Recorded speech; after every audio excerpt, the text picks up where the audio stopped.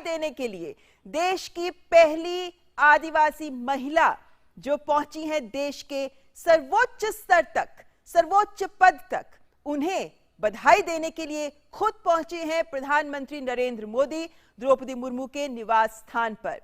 Bharatiya Janata party के साथ जुड़कर द्रौपदी मुर्मू ने जो राजनीतिक सफर शुरू किया था उसको तय करते हुए वो पार्षद से ऊपर उठी, विधायक और उसके बाद राज्यपाल बनी और उसके बाद आज वो राष्ट्रपति पद के लिए चुनी जा चुकी हैं। जीत हो गई है उनकी स्पष्ट। और ऐसे में प्रधानमंत्री नरेंद्र मोदी और भाजपा अध्यक्ष जेपी नड्डा इस वक्त यहाँ द्रौपदी मुर्मू के निवास स्थान पर जो उन्हें आवंटित किया गया है, प्रधानमंत्री नरेंद्र मोदी पहुंचे हैं उन्हें बधाई देने के लिए।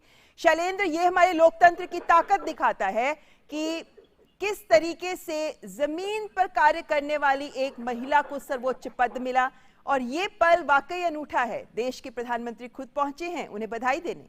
निश्चित तौर पर बनता और आज एक इतिहास बनता हुआ हम सब देख रहे हैं। आज एक इतिहास का गौरवशाली क्षण जब भारतीय लोकतंत्र में एक आदिवासी समाज से आने वाली महिला को सर्वोच्च पद हासिल होने जा रहा है। और हम जानते हैं कि आप सीधी तस्वीरें देख रहे हैं जब प्रधानमंत्री नरेंद्र मोदी पहुंचे हैं बधाई देने के लिए, साथ में बीजेपी के राष्ट्रीय अध्यक्ष जेपी नड्डा है। निश्चित तौर पर ये जो गौरवशाली क्षण है, आज जो गौरवशाली दिन है, पूरी दुनिया को भारत ने दिखाया है कि हमारे लोकतंत्र की जड़ें कितनी गहरी है। हमारा जो सबसे विशाल लोकतंत्र, सबसे पुराना लोकतंत्र, दरअसल वो दुनिया को दिखा रहा है कि किस तरह से यहाँ पर सभी समुदाय के सभी वर्गों के प्रतिनिधित्व का ध्यान रखा जाता है और किस तरह से आदिवासी समाज से आने वाली महिला सर्वोच्च पद तक पहुंचती है। तो निश्चित तौर पर आज का दिन इतिहास में सुनहरे अक्षरों में लिखा जाएगा और हम उस इतिहास बनते हुए दिन देख रहे हैं। देश भर से जो तस्वीरें आ रही हैं वो आह्लादित करने वाली हैं, वो उत्साहित करने वाली हैं। शैलेंद्र, यहाँ पर हम दर्शकों को ये भी बताना चाहेंगे कि जब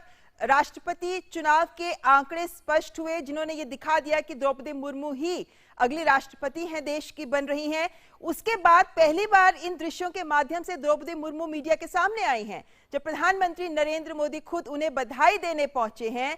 और जैसा कहा जाता है अभी तक वो बीजेपी की थी लेकिन अब वो देश की राष्ट्रपति बनने जा रही हैं।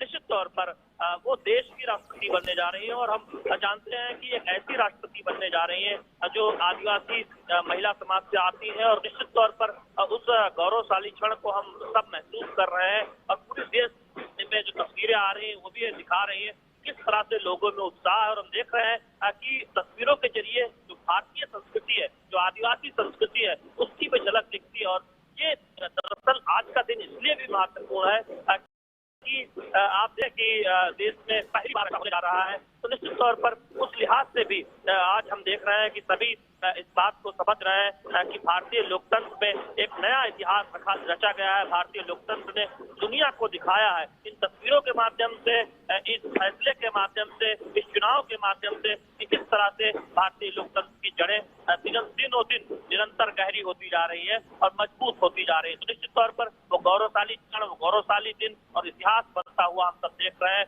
और उस इतिहास में जो तस्वीरें देश भर से आ रही है वो भी ये दिखाती है कि भारतीय समाज में, भारतीय लोकतंत्र में किस तरह से सभी को समाहित करने के, सभी को आगे बढ़ाने के, सभी को उच्च पदों तक ले जाने की क्षमता है और सबका साथ मिलता है, सबका समर्थन मिलता है। और हमने देखा कि न केवल एनडीए उम्मीदवार के तौर पर बल्कि एनडीए सहित तमाम दलों ने खुलकर समर्थन किया द्रौपदी मुर्मू का। और यही ताकत है हमारे लोकतंत्र की और यही ताकत है द्रौपदी मुर्मू जी के व्यक्तित्व की भी। हमारे साथ इस वक्त अशोक टंडन जी जुड़ गए हैं, वरिष्ठ पत्रकार। अशोक जी, देश की अगली राष्ट्रपति हो रही हैं, बन रही हैं द्रौपदी मुर्मू। ऐसे में जिस तरीके से आंकड़े आए हैं और जिस तरीके से सूत्रों के ही लिहाज से, लेकिन जो बातें सामने निकल कर आई हैं कि क्रॉस वोटिंग हुई है, बहुत सारे अन्य दलों के विपक्ष के नेता भी या सांसद भी हैं जिन्होंने द्रौपदी मुर्मू के पक्ष में वोट किया। हम ये कह सकते हैं कि दलगत राजनीति से ऊपर उठकर जिस तरीके का समर्थन द्रौपदी मुर्मू को मिला है वो दिखाता है कि किस तरह की शख्सियत और व्यक्तित्व द्रौपदी मुर्मू का है जिसको आज सब ओर से समर्थन मिल रहा है। देखिए, उनकी जीत तो सुनिश्चित थी जी। इस चुनाव से पहले ये लगभग तय था कि एनडीए के उम्मीदवार द्रौपदी मुर्मू जीतने वाली हैं, द्रौपदी जी।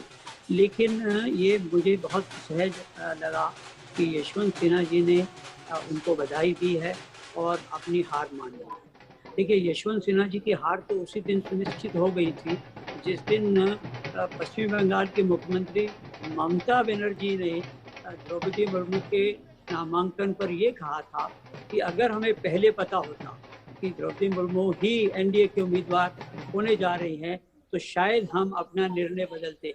तो ये जो एक तथ्य सामने आया, इससे एक चीज स्पष्ट हो गई कि विपक्ष ने जो अपनी एकजुटता का प्रमाण देने के लिए यशवंत सिन्हा जी को खड़ा किया था, वो एकजुटता तो तितर बितर हो गई, तहस नहस हो गई। क्योंकि ममता बनर्जी के बयान के बाद लगातार हम देख रहे थे कितने ही क्षेत्रीय दल उनके समर्थन में आते गए और इसी कारण से उनकी जीत और ज्यादा सुनिश्चित हो गई। मेरा मानना है कि उनको 65